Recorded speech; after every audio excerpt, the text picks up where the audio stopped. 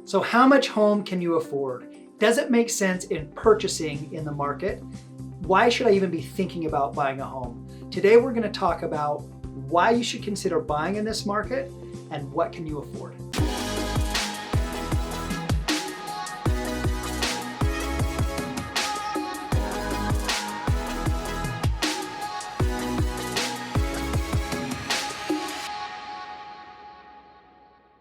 So let's talk about how much you can afford in a property. I want you to think about these three items in purchasing a home.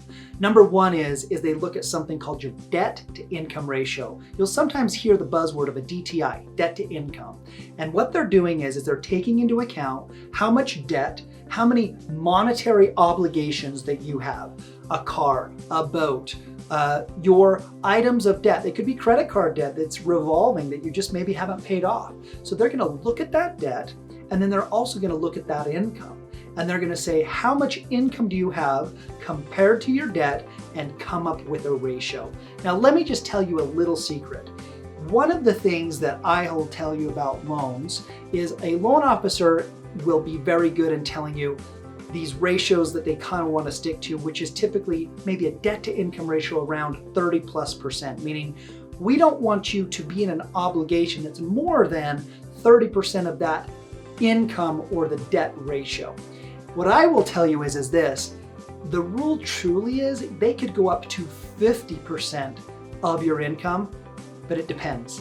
And what that means is if you've been in your job for a long time, you're a W-2 employee, you maybe have assets that are very strong, the bank is going to give you you are less risk, and therefore they're willing to give you a higher ratio than if you have a lot of debts, a lot of just haven't been on the job very long, and maybe that risk is a little bit higher. Now, it doesn't mean you should be worried about it. It just means that sometimes when a loan officer speaks with you, they need to look at your documents. If you just have a 10-minute conversation, that's not going to maybe be enough to look at your exact snapshot. So get them your information, get them your details, and know what you can afford. And that's one of the things we've had is we've had people call in saying, I can't afford a property, and this is why. And what happened was they had a conversation and nobody looked at their documentation, and we got them into a home. So just know that's one of the things to think about. Second item to think about of can I afford a home is the rate. Now, I will tell you, think of it this way. You're going to buy $1 million home at 1%, or you're going to buy a $100,000 home at 10%.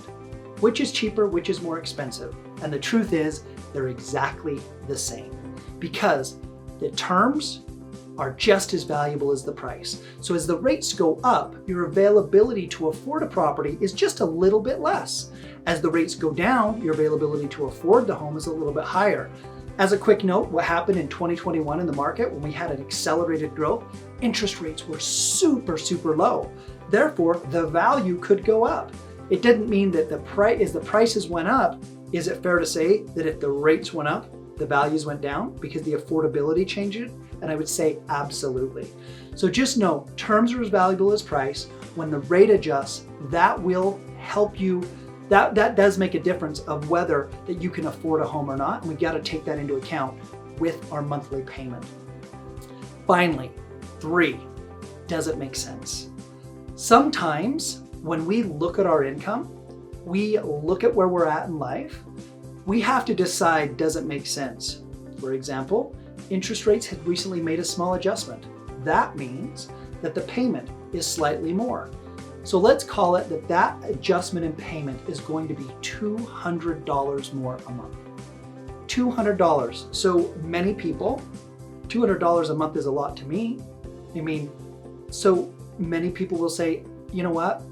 I was going to buy a home, but I'm not going to buy a home now. And what I will tell you is this. If you're paying $200 more a month, just remember what happens with the market is it isn't just that the values and the prices go up, rent rates go up. So are you just going to end up paying an extra 100, 110, 125 a month to have a rental property, but then you aren't having a forced savings plan? You're not getting the tax benefits. You're not getting the appreciation of a home. And so what I would help you just to understand is it has to make sense and you need to feel comfortable with it. but look at both sides of the coin. If I don't purchase today, what am I going to lose? Because it's not just owning a home, it's the benefits of home ownership and the equity that can be created and the other items that we've kind of mentioned. And the last item that I just want to talk about is that if you've been looking at a home or you've even been looking at investment properties or other items, be patient. There's so many things in the market where people are just grabbing things, selling them, grabbing them, flipping them. Look, maybe I'm an old dog and maybe I'm a tortoise versus the hare, but I will tell you, every single property I've ever purchased, multifamily, commercial, residential, every single property has been too expensive for me. I felt like, oh, I'm overpaying for this. I can't even believe it.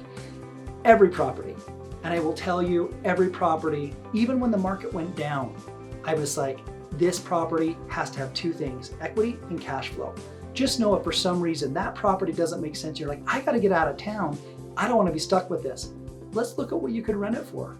Let's evaluate that as an option. Don't feel stuck because you're thinking, I can't afford it, or something may happen. Something may happen. And we need to bring somebody in to help you out. But always think about this. Do not wait to buy real estate. Buy real estate and wait. And I promise you, in the long term, you will always win. Looking forward to assisting you. You need any help, please reach out to us. If you know someone that should hear this video, please share it with them. We look forward to assisting you, and we will talk to you soon. Thank you.